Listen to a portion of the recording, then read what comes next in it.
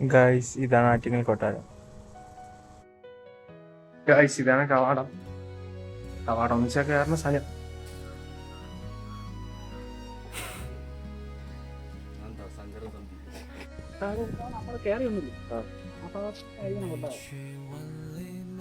ആരും പറഞ്ഞില്ല കൊട്ടാരം എവിടെയാണ്.